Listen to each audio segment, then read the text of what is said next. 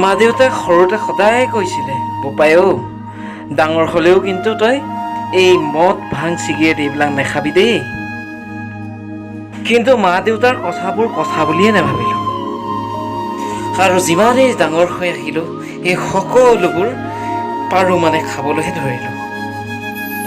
আৰু আজি চালা এটা মই মস্ত মদাহী। মা দেউতাৰ কথাবোৰ আখৰে আখৰে পালন কৰিব নোৱাৰিলোঁ, আৰু নহ'লো মা দেউতাৰ একান্ত বাধ্য পুত্ৰ। যি সময়ত শিকিব লাগিছিল চালা 10জনে শুনি ভাল পোৱাকৈ কিছুমান ভাল কথা, আৰু সেই সময়তে মই শিকিলোঁ কি 1000জনে শুনি বেয়া পোৱা বহুতো অশ্লীল ভাষা।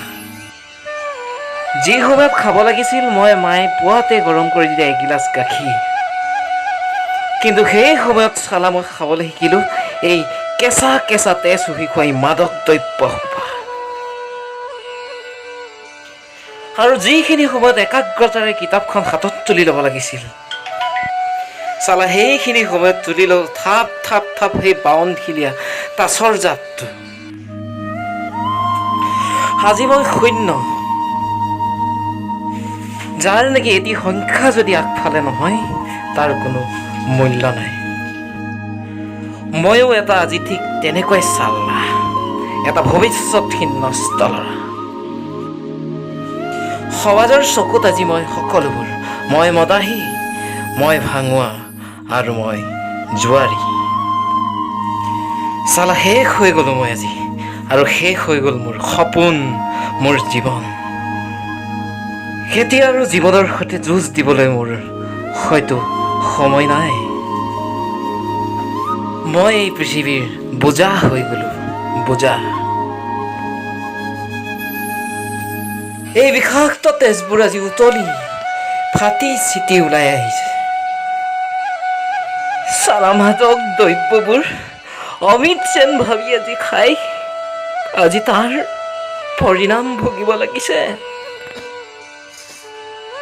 নাখাবি এইবোৰ, তহঁতে নাখাবি। এইবোৰ অমিত নহয়, এইবোৰ হৈছে তেজ শুহি খোৱা বিষাক্ত বস্তু। মা আজি বৰ কষ্ট পাইছো মা। দেউতা এবাৰ চোৱাচোন তুমি মোক।